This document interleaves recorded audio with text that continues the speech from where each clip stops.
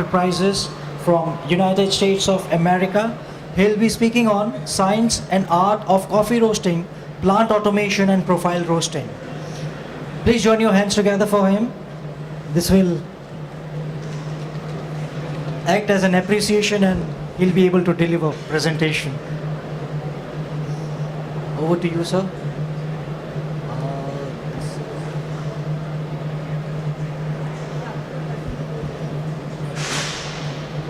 Just to give you a small brief about our guest speaker, he offers professional seminars and workshops for professionals in the coffee industry to learn about the important parameters in roasting and the latest technologies and system available for controlling them. He also offers introduction of using the logo file roasting software employed by leading US roasters. The seminar today will include product material, software training, and an introduction to custom roasting blends. Please take this seminar ahead, sir. Thank you. Thank you very much, and thank you for having me here at the show. And I want to congratulate the fifth World Tea and Coffee system to pull this whole thing off very nicely. So I want to start out that one of my favorite drinks in the world is coffee, and I also have the opportunity and the privilege to work in the coffee industry and help people to enjoy the beverage over many years. Originally, I was born in Germany and worked for a company in Germany which produces coffee roasters, and they are located in my hometown. In Germany, coffee is a very important part of the whole culture, and as you can see, this company I worked for started in 1968. You can see all the different kinds of roasting developments as went through. I joined the company and I stayed and worked for Probat for over 15 years and then I moved over to the United States and I'm living now in New York. There was on the coffee side a really big culture shock because the coffee which was presented in America was costed only 50 cents a cup, and the cup never ended and it was always refilled. And the quality of the coffee was more that it was like colored water than real coffee. This whole thing changed in the late 80s, beginning of the 90s, with the start or the expansion of the coffee company Starbucks. Coffee company Starbucks brought in the culture of coffee roasting, or the culture for cafes and coffee roasting, the quality of coffees into the United States. From there, the coffee started then, instead of costing 50 cents, suddenly it costed $5 a cup and it was not refilled anymore. I wanted to talk a little bit now about the coffee technology, and I wanted to start first with what all belongs to the coffee industry. This is one's coffee roasters, control systems, grinders, packing machine, transport system, product inventory and full plant automations. On this picture you see a coffee roaster, which is a small one, about I would say about 50 pounds or so, and it has on top the green coffee charge hopper. Then you see the roasting chamber below that one, and underneath it the cooler. The roasters here were just mostly manually controlled, and after the roasting process was completed, the coffee was discharged onto the cooler and then cooled down by fresh air. Coffee roasters come in all kinds of different sizes. We're having, for example, here sample roasters, which are used to roast a little sample of green coffee, either to purchase this green coffee lot or to find out if that green coffee lot has any kinds of defects from, over fermentation and so on and so on.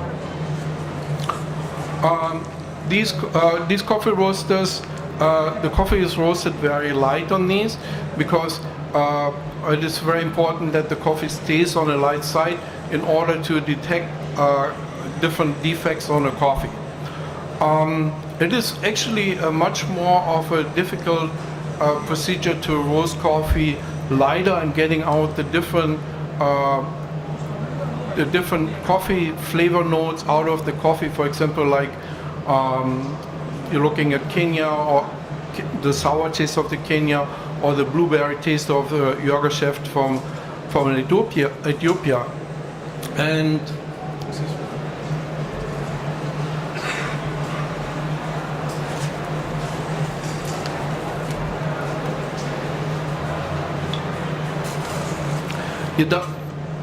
your darker the roast is getting, your less the different flavor notes of the coffee are detectable. So, but you can make very quickly mistakes in the roasting process when you're roasting these light coffees. When the coffee gets darker, it works like a pyramid. Darker you roast it, the closer the different coffee is coming together. It is then very difficult to make mistakes because the dark roast overshadows actually all the different flavor notes of the coffee.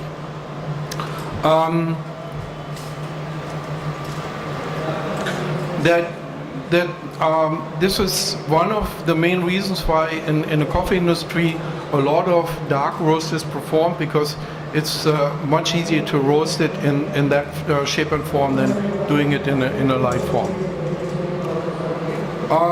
Coffee roaster, because coffee roasting is very complex, there's a lot of chemical and reaction through it, heat transfers, airflows, and so on. Most of the roasters, like this one, has automation to it. This is a 90 kilo roaster, which can do something between 60 kilos to 90 kilos a batch, and the roasting time per batch takes approximately 12 to 15 minutes. Here is a control system on a smaller roaster called G45, which is also profile roasting. And even on smaller roasters, this gives you a better quality and a better control of the roasting process. Here's another control system for G90. And here is a picture of the profile roast screen.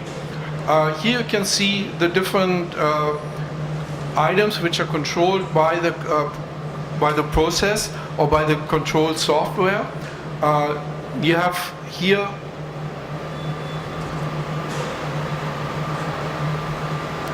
the bean temperature curve.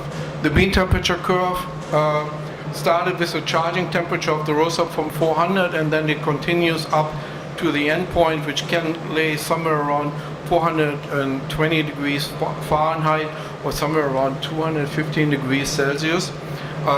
I got out of the whole system with Celsius because I lived too long in the US. Everything is now for me Fahrenheit. So also you can see here the burner temperature in the yellow curve. The exhaust temperature, as well as damper positions and airflows. So the items which are needed to do coffee roasting is you need the heat, a burner source what generates the heat, a unit what transfers the air, like an air fan, and then a probe, a drum, or something what tumbles the coffee.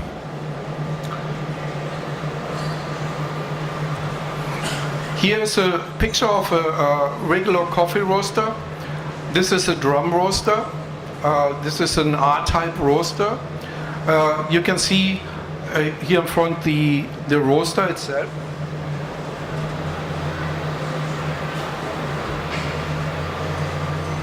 On top you see the green coffee charging hopper, and then you see the coffee flow going out of the roasting drum over a cyclone, and then it gets recycled into the roaster.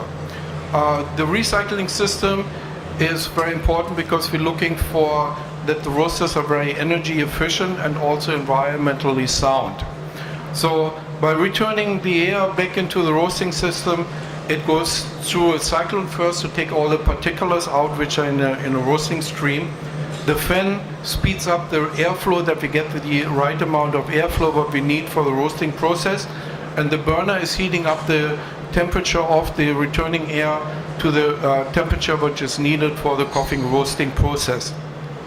The combination out of airflow and temperature generates the energy which is needed to control the roasting process.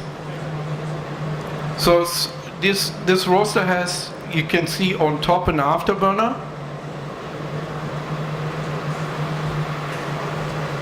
And the catalytic converters. In some roasters, we only using catalytic converters, which is more expensive when you buy these units. But then in the long run, on our operation side, it is less expensive. An afterburner is less expensive by buying the unit, but then later during the roasting process, it will using up much more energy in order to bring up the temperature to about 1400 degrees Fahrenheit, of course, again. So you can see that I will show you now the airflow one more time to the roaster. So So you can use this. Excuse me, sir. yeah. Running? Okay. Yeah.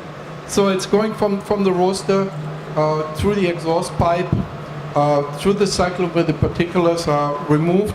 The fan speeds up the air, it returns the air, it gets reheated in the burner and goes back into the roaster. 1/3 of the air is then recycled to the outside because the oxygen level in the roaster has to be maintained. When the oxygen level gets too low, the gases come to the lower explosion points and the roaster would actually kind of blow up. So it's this temper A, what you can see here, is only to control fresh air in the morning when you start up the roasting system, to purge the whole system to make sure that there is no gases in the system that can start an explosion.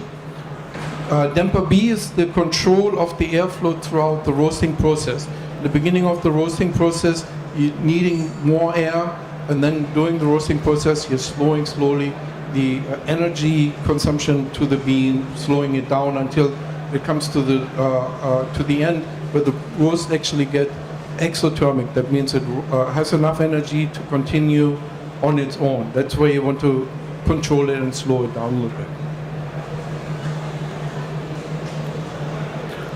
Here is another picture of the drum roaster. It shows you very nicely how the coffee is rotating in a drum.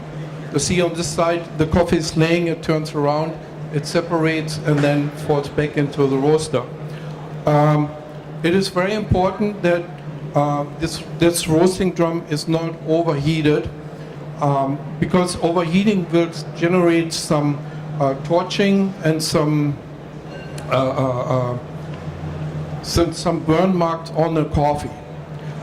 Some less expensive roasters, let's put it this way, having a single roasted wall drum. More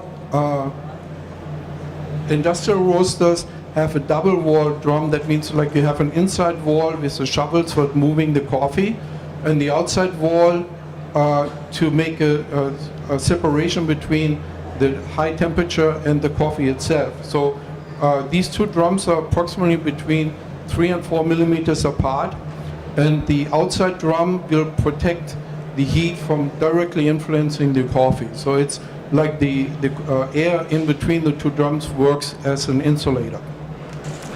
These drums have to work with a certain speed. Usually it's about 40 RPMs a minute. But using a profile, the drum speed is manipulated. The reason why the drum speed has to be manipulated is that green coffee has a much higher density than roasted coffee. When the coffee starts going into the roasting process, it is expanded 3 times.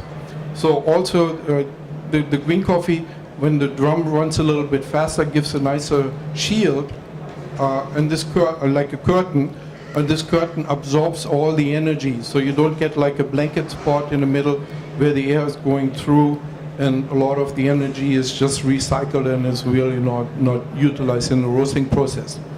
Here again you can see the exhaust and then going out. This damper here is really, which is called, this one is called aroma damper and P1 damper. The P1 damper opens only during the charging process, so it redirecting the airflow away from the charge hopper so that green beans are not sucked out of the roaster. The aroma damper was let's say in the 80s, there was like a time when people like to do aroma roasting. That means after the end of the roasting process, they completely shut down the circulation and let the coffee run in its own juice to get a certain kind of aroma, a certain kind of smokiness.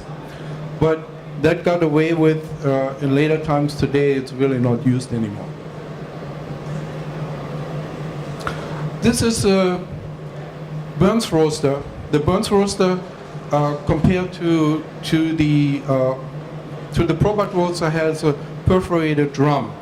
So the burner is generating the heat, what goes through the roaster, the air goes through the perforation of the drum, gets then recycled to a cyclone and goes back, goes out or partially gets recycled into the roaster.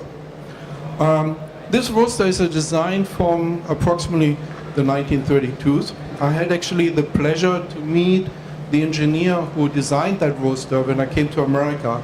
At that time, that gentleman was already 92 years old, but was still active and still working on roasters.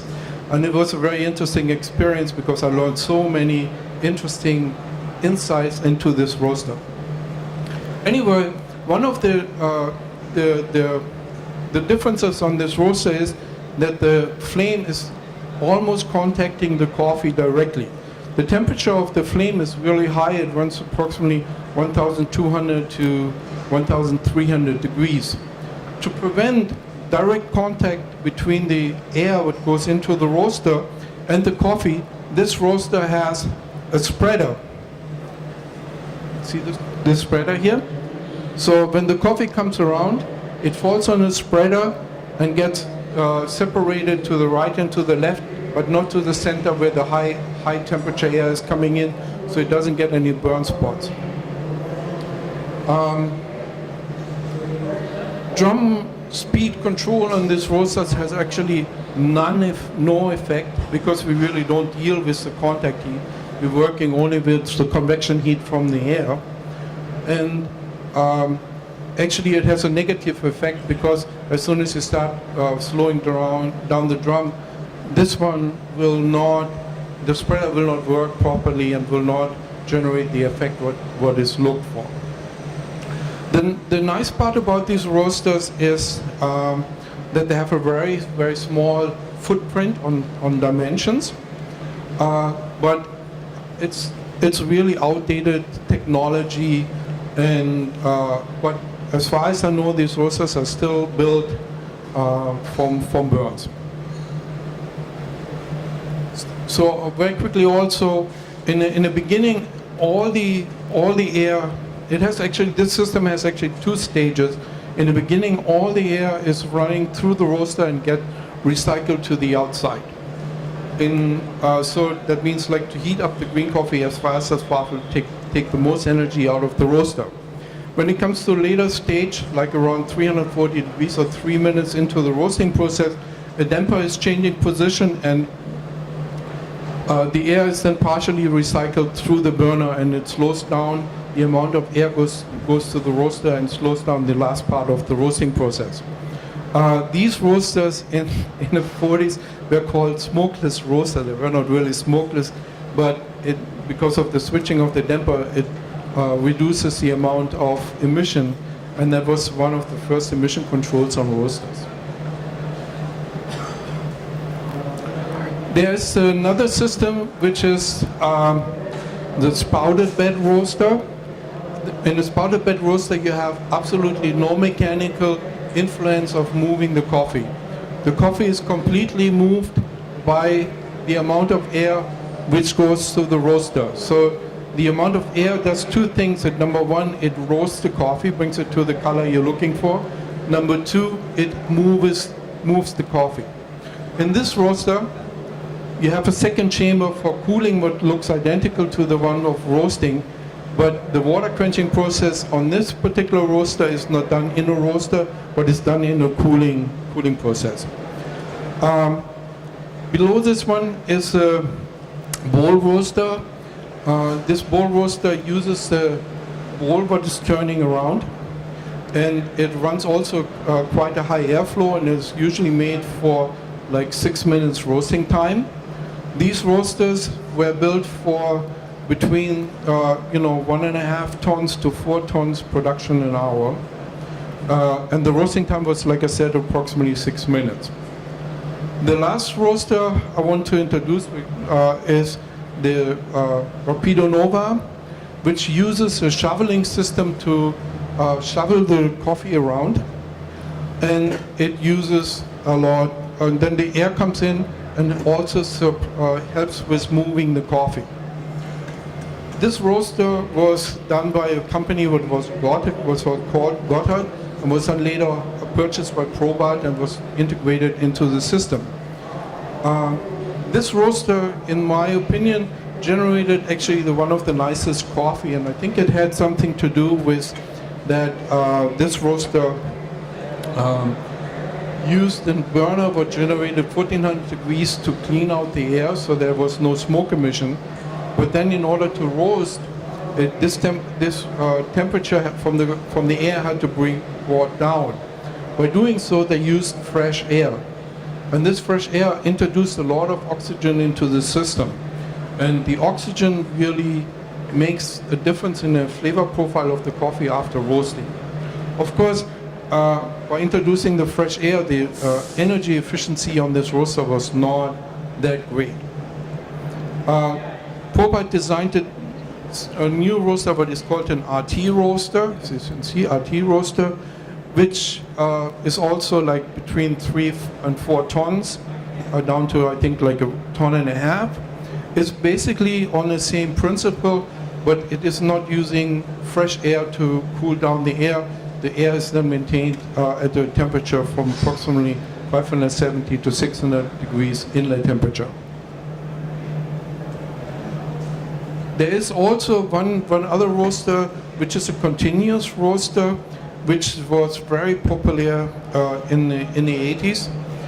They were also built between like 1.5 tons, and I even know some were up to 7 tons an hour. These are the biggest roasters I know of on capacity per hour. And these roasters had a continuous drum where green coffee was constantly fed into the roaster, and roast coffee came out on the other side of the chamber. These machines were for high volume of the same coffee. They were really the best if you start them up on Monday morning and then let them run until Friday evening when everybody goes home for the weekend. It was the most energy efficient one, and it generates a real consistent coffee. But blend change between like type A and type B was very complex on these roasters. They went then out of style pretty much in the 90s. In the 80s and 90s, these roasters were also built because at that time the roasting process started to get faster and faster, and the roasting process went down from first from 12 minutes to 6 on these bowl roasters, and then the roasting time went down to 3 minutes, and then it went down to 1.5 minutes. Why was this done? Was because by roasting the coffee faster, you could get a higher extraction rate out of the coffee. So, and the coffee prices at that time was really high, and it was tried to use Robusta to bring up the performance of the Robusta, but get with a less amount of coffee, used ground coffee to bring out the same more beverages per can. But even that one went then out of style in early 2000s again, because then the conventional roasting was getting more and more popular because the qualities of coffee went up, not only in Europe but also in America. You also see a lot of, over the years, what I saw here in India when I came here was that the amount that the coffee quality became better, and that more and more people drink coffee. When you go in the morning to the restaurants, you see that there's hardly tea ordered, it's mostly coffee. And the younger generation is really going to Starbucks and similar cafes here in India too. But I really have to tell you, I'm really not coming to India for the good quality of coffee. I'm really coming for the good food. So, what our company also does is it has a designing phase, or it designs coffee companies in general. That means the layout of a coffee company, it's very important. The layout of the coffee company includes how the products are stored, where the products are stored, how the coffee flow is in the coffee company, how inventory is done between raw and finished products. So if you look at this drawing, it shows you like one of the coffee companies we laid out with green coffee storage, finished product storage, roasting area, grinding area, packing machine area, and some of the raw materials up here. If a company is growing, when a company is small and it is really in the beginning stages, it is very easy to take care of inventory, because today there's so many good electronic programs out there, for example, like Excel spreadsheet and other databases like Access database or SQL databases, which can be utilized to count how much pellets you have, how much coffee is there. But when a coffee company starts growing and generates more and more coffee, then it gets more and more difficult to do things manually, and you have to go more to an automatic process with barcode readers, and you automatically, the system inventories where all the products are, how much products you have online, how much products you need to produce something, and so on. Some of the inventory programs we put in, they also make it possible to find pellets, because when the pellets come in or the pellets are produced, they get little radio tags. So even if somebody moves a pellet into the wrong position, these pellets can be relocated using the radio tags.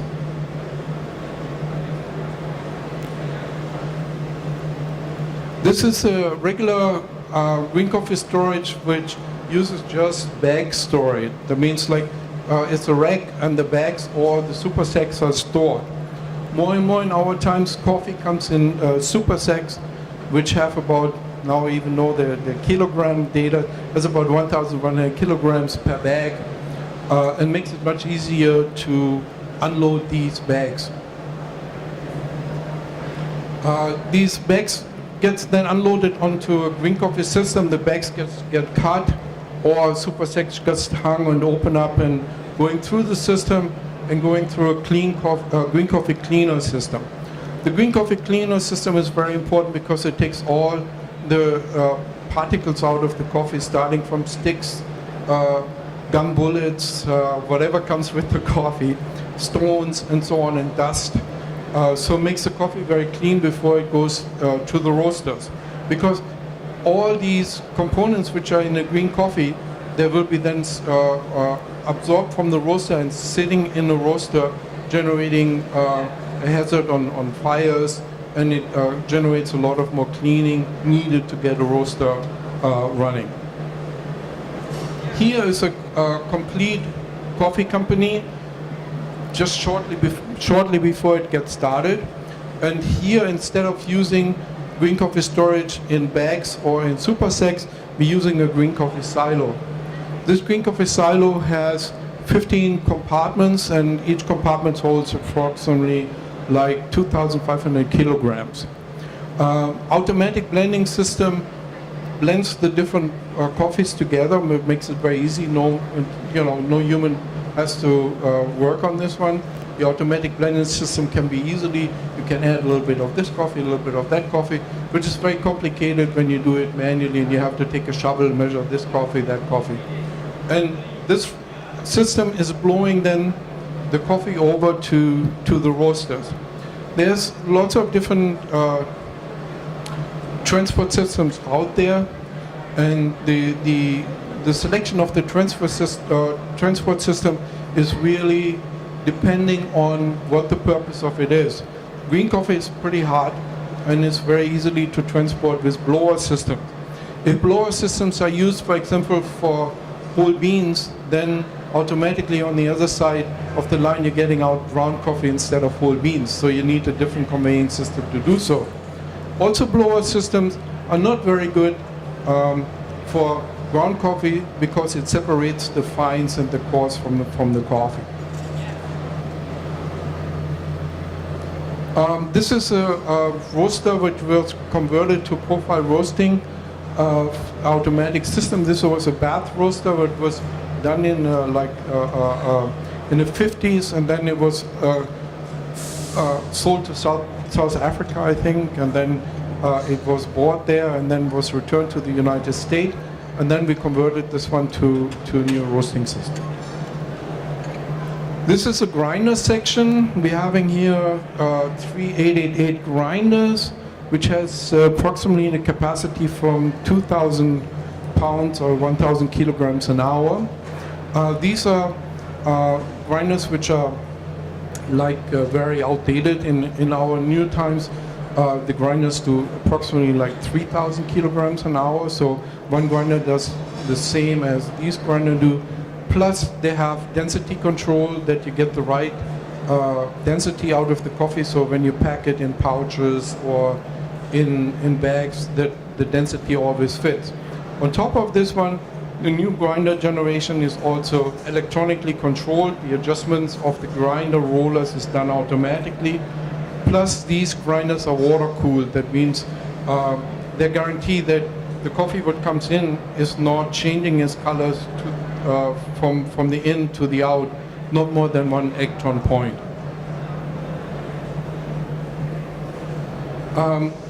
Here is what is one of our specialties is setting up profiles for the different roasters, training personnel on how to use this system. Either this is, for example, a roasting system, but it could be also a system for transporting and controlling the operation of a company. This is actually from the University of Zurich, a very interesting item to start going back into the coffee roasting part of it. This is the coffee bean, and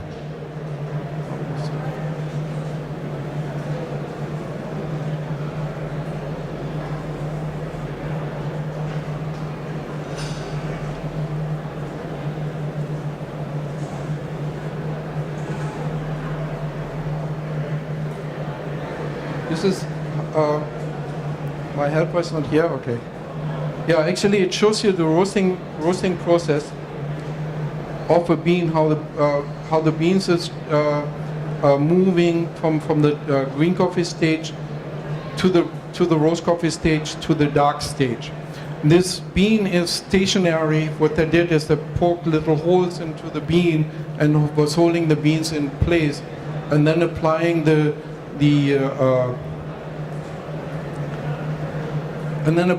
air to brown the coffee.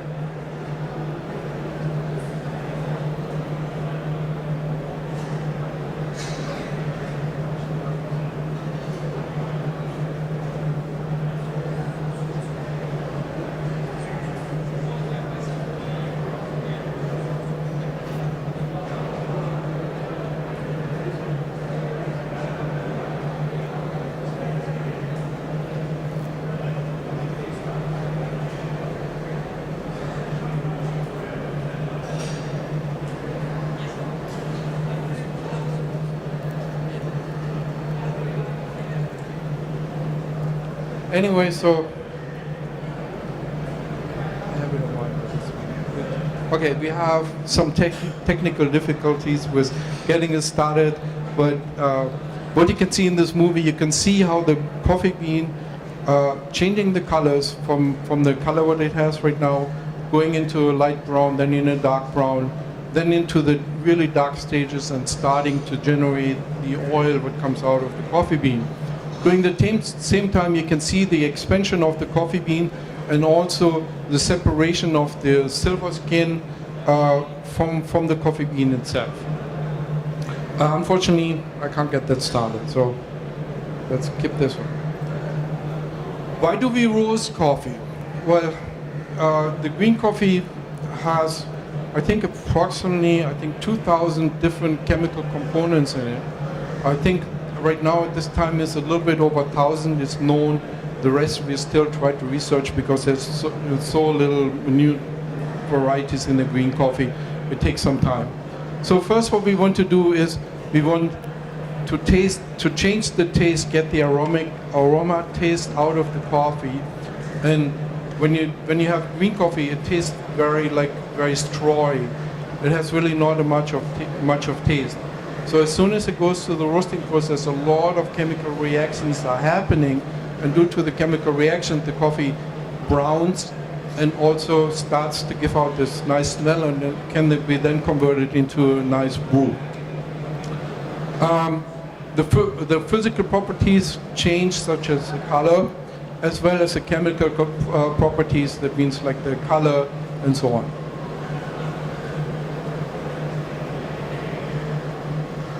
So doing the roasting process, 650 different new components are generated. Some products has to break down in the roasting process. It's very, very important. So when the coffee is not run with the right profile and the temperature are not reached at the same time, then some of the acids you want to get out of the coffee stay inside the coffee and gives you really bitter taste. At the end, the one what you're really tasting and what you really can see is the sugars and the ammonia acids which get generated throughout the roasting process.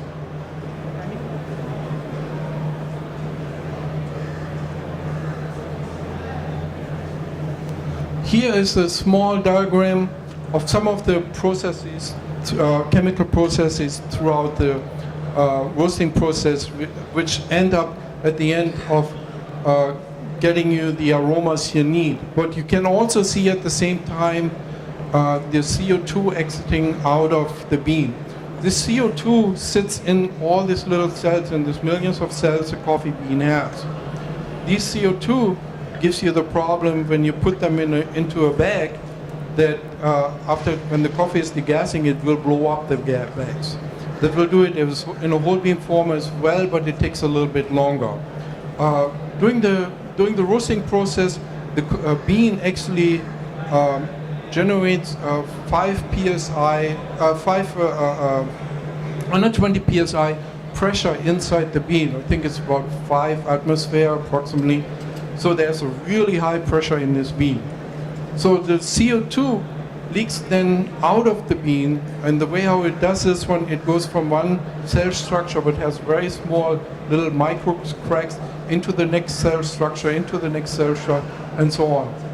That takes approximately, to get all the CO2 out of the coffee bean, takes a little bit over a week.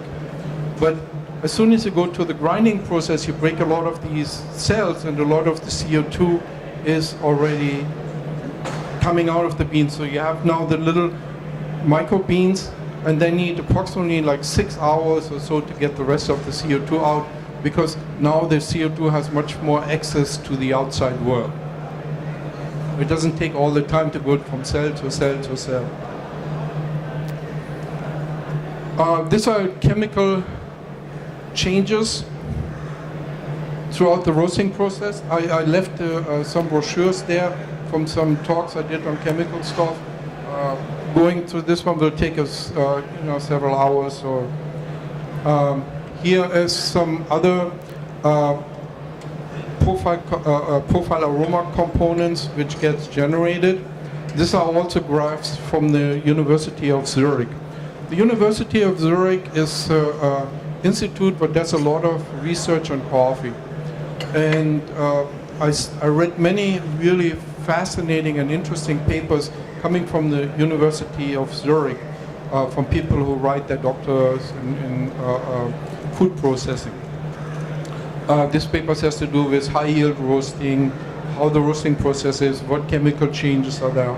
And then most of the time these people, right after they come out of the university, they disappear into the Nestle group. You know, Nestle, their main location is in Zurich, and then for the rest of their life you don't hear anything from their brilliant side anymore, because it stays all in Nestle. That's why Nestle is such a successful company. And Nestle, even it has more or less absolutely not a big share on the coffee market, is still in the US is the biggest coffee producer in the world.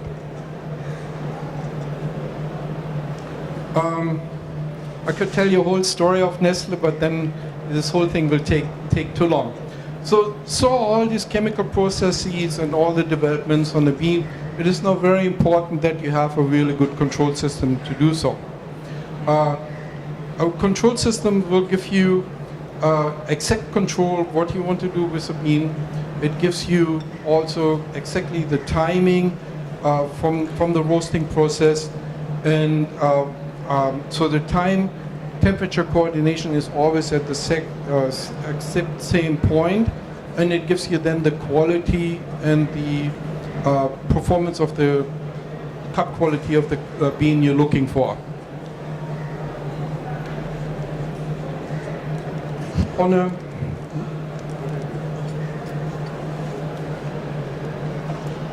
Okay, here's another little curve that gives you this black line shows you the real temperature of the coffee. The red one shows you the temperature of the coffee from the probe. The coffee when it comes in is only about 20 or 21 degrees, but then when you look at the probe, because you preheat the drum, the probe shows you 180, and then at one point they're reaching approximately the same temperature. Here you can see the points A, B, C, D, and going up with the Ektron colors. Ektron colors, I don't know if it means something here in India. Ektron color is a way of measuring the color of the coffee. 100 is a gray color, and 0 is black. So the lower the number is, the darker the coffee is. So if you see, the higher the temperature goes, the lower the Ektron color becomes. Up till 18, which is approximately, if you know the coffee from Starbucks, that's about the color, what is called, just about before it starts burning. So that's the Starbucks color. Here's some other chemical reactions happening during the roasting process.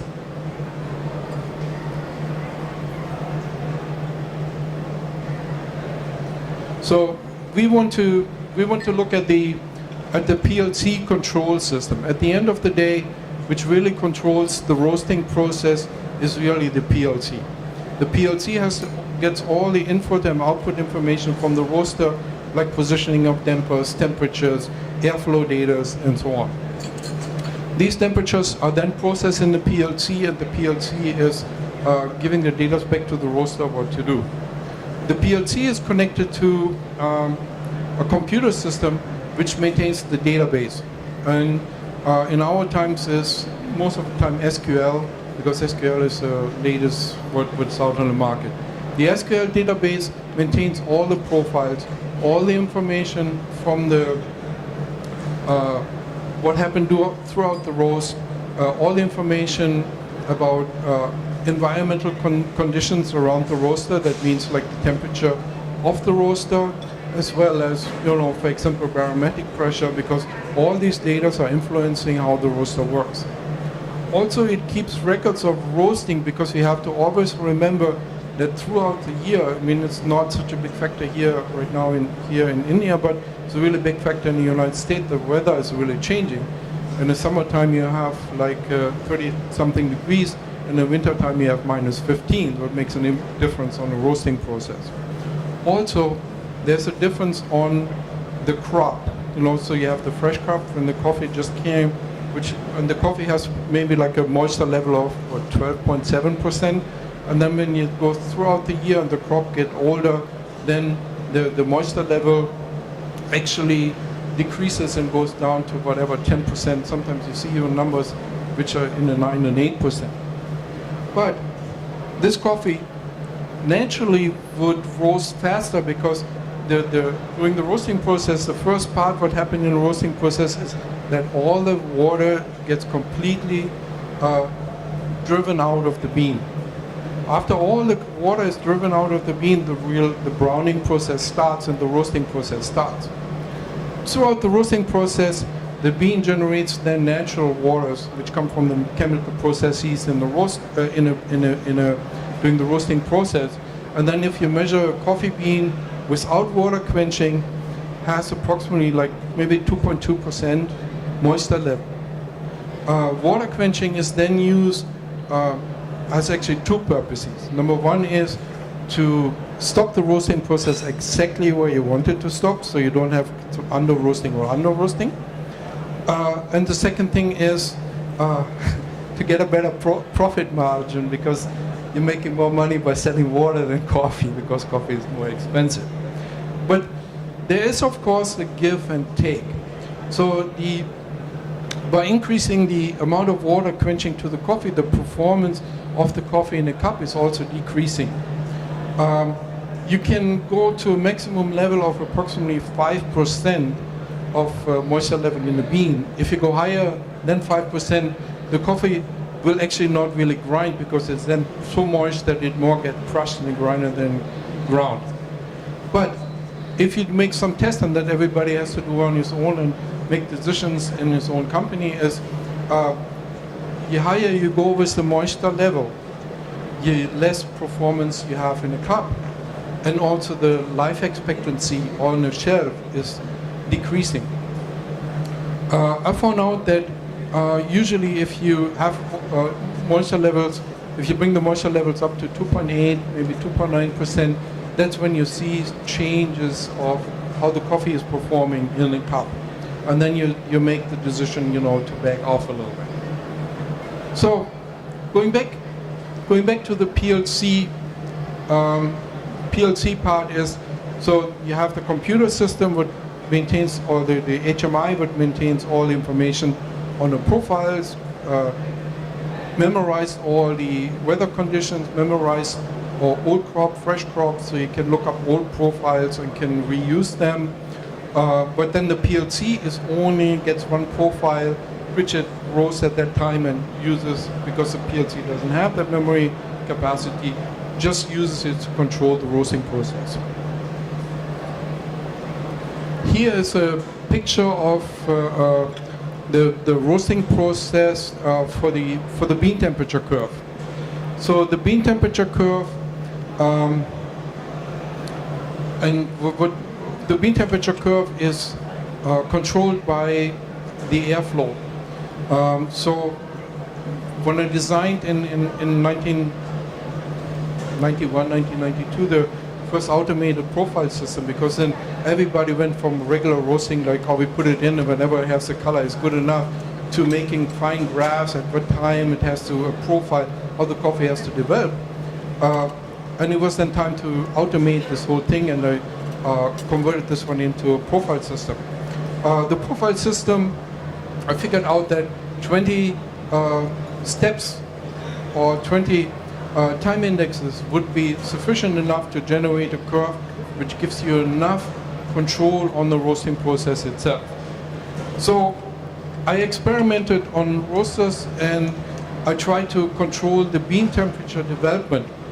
And the bean temperature development, I controlled first with temperature and the burner output, but that had two negative effects. Number one is changing the temperature changed the profile, the taste profile of the bean. So higher temperature at certain time make the coffee taste different. Secondly, it was very slow, because if you put energy into the system, you have to also think about it. There's a lot of metal, because the roaster is a big chunk of metal, and you have to heat this one up, so it takes some time to do so. But returning, taking the heat back out, takes also a long time, because now suddenly this chunk of metal brings the heat back into the roasting system. So I came up with a more elegant solution by using the airflow to control the temperature of the coffee.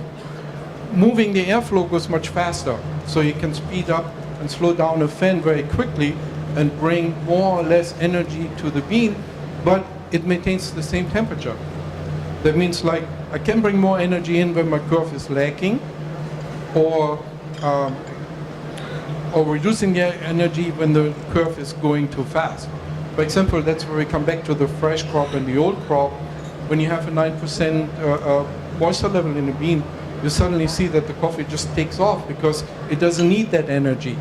But if the coffee takes off and roasts so fast, at the end of the day, it gets this like strawy taste, and it really is not fully developed. So it has to roast as slow as a crop that has like a 12.5% moisture level. So in order to achieve this one, what the system does is, and it makes it very easy in our modern times, is we using a temperature probe which goes to a PID controller. The PID controller gets the information where the bean temperature is supposed to be from the PLC, and then it converts the information and controls a fan with a frequency drive. So when I need more airflow, I'm speeding up the fan. If I need less airflow, I'm slowing down the system.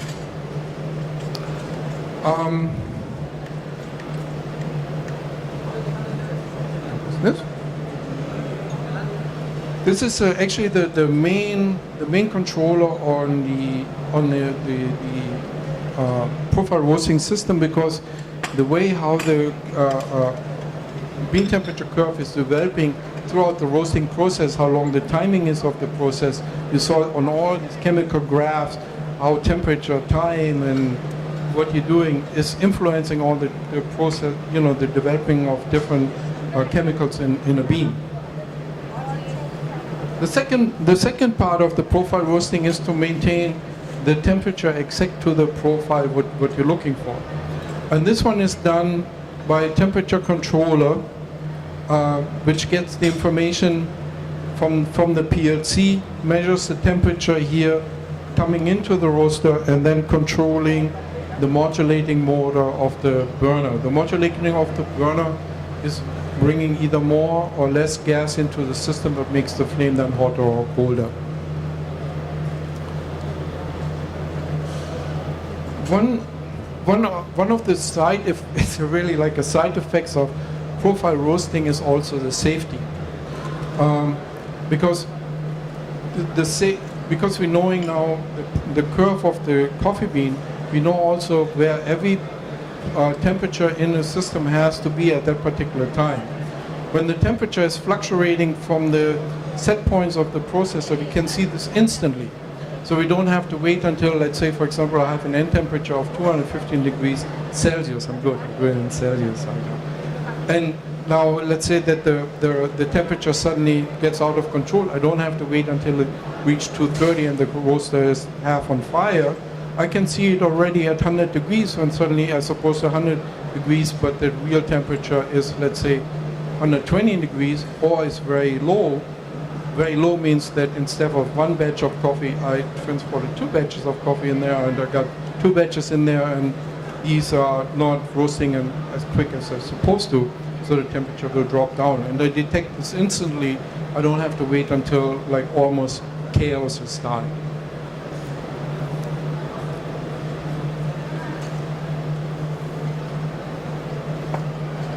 So the other information which also is controlled and monitored and stored from the PLC and is startup of the roaster. That means that the temperature is automatically reached, that the first batch runs the same as the next batch. Because there is always a problem on the roaster, because the roaster reaches perfect potential after like 3 batches going through to the system, because then all the components in the roaster have the right temperature. By automatically preheating the roaster with the right way, with the right airflow, you can eliminate that one and get the first roast close to the second and to the third. Bean transfer and weight, it can be measured what the green coffee is, what goes into the roaster. So actually statistic information and production data and production information are stored into the database of the system. The control of quenching at the end of the roast, which when you increase the temperature, you should, when the coffee gets darker, you should maybe use a little bit less coffee.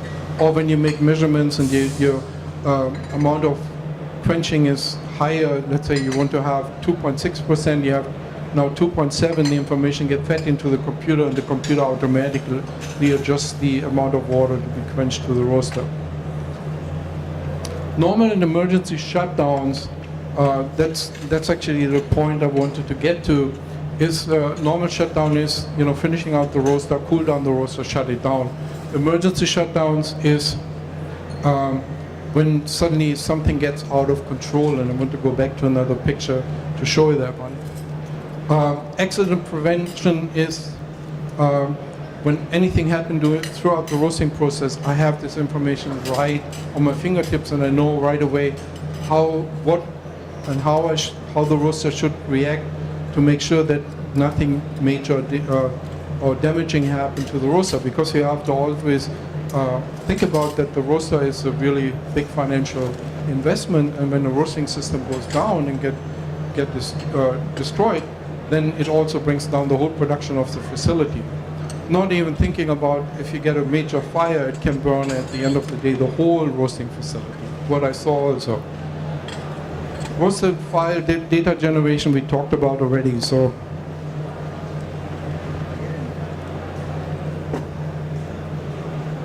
if I look at the major points of fire on a roasting system, what I want to prevent is, first we're starting in a roaster itself, where things can happen like that the roaster was undercharged with coffee, roasted too fast, and the coffee caught on fire because the bean temperature was not read properly.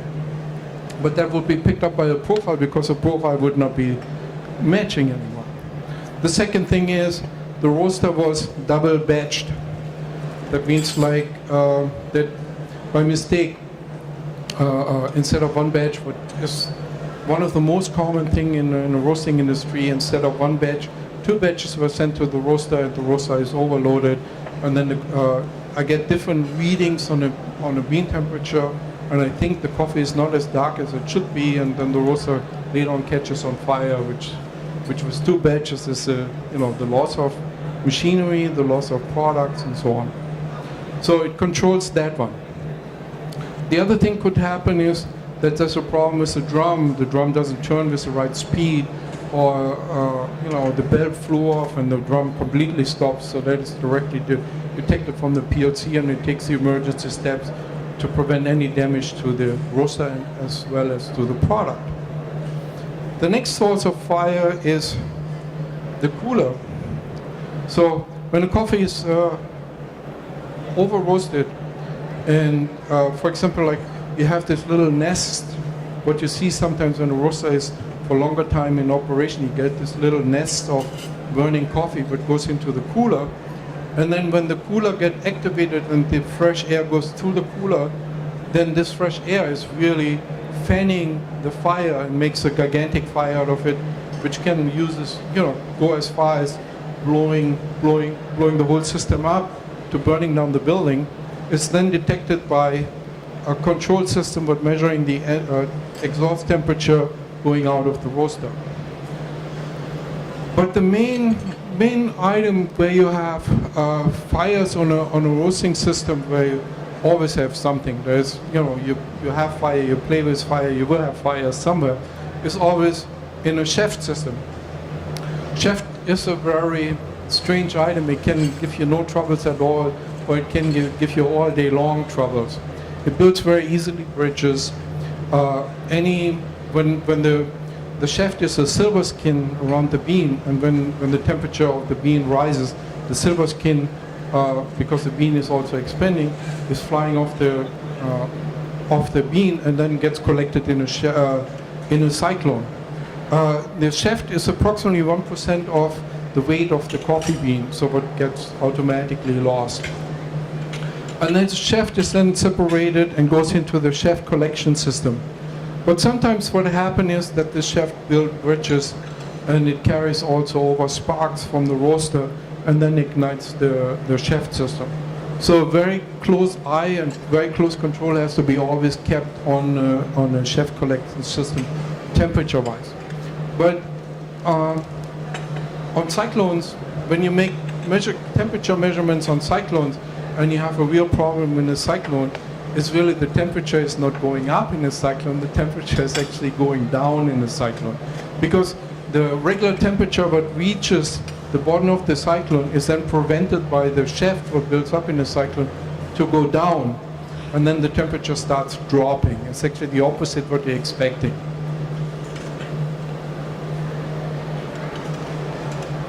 So again, to close out a little bit, is safety is one of the main issues during the roasting cycle, and the profile roasting system is bringing up the safety level of a roaster to a really high degree with a really close eye on every function of the roasting system, and prevents a lot of damage on the roasting system. We have also to see that in our times, I mean, I coming from the roasting time when all the roaster controls were mechanical controllers, what controlled the temperature, which used actually like tubes. I don't know if even everybody remembers what the tube is, what was in a television, runs a television, what actually was what was controlling these controllers. But then over the years, these controllers got much better, and there's much more detailed measurements you can do in our time compared to, like, let's say 30, 40 years ago. So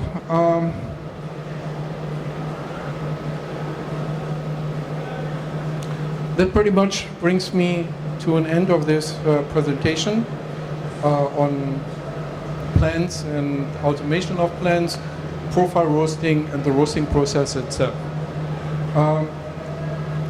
I hope you enjoyed it, and thank you very much for having me, and it was a pleasure to be here.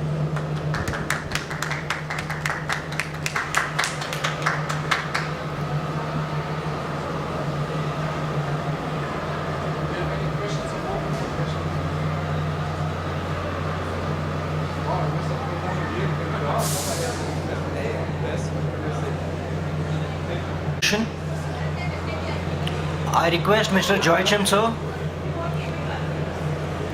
to please come up on the stage and I request Akanksha to felicitate with a small memento.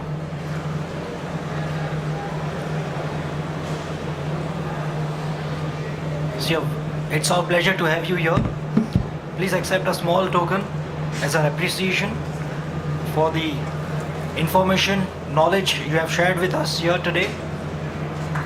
We are extremely grateful to have you here. Thank you. Thank you, everyone. Thank you. Thank you so much. So, friends,